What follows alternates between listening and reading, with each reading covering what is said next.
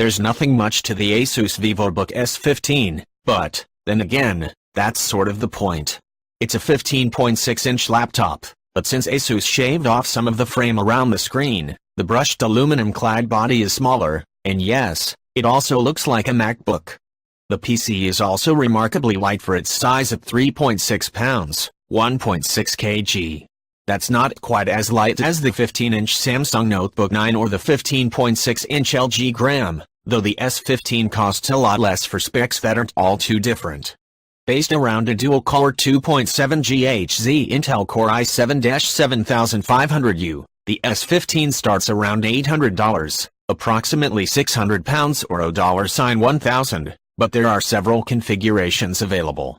They're mainly just variations on amounts of RAM and storage, but there is a Windows 10 Signature Edition that upgrades the integrated graphics to a discrete NVIDIA 940MX GPU, definitely worth the $50 extra.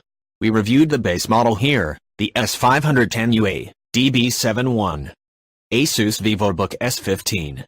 Price as reviewed $800.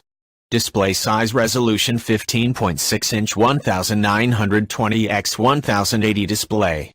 PC CPU 2.7 GHz Intel Core i7-7500U. PC memory 8GB DDR4 SDRAM 2400 MHz. Graphics 128 MB dedicated Intel HD graphics 620. Storage 128 GB M.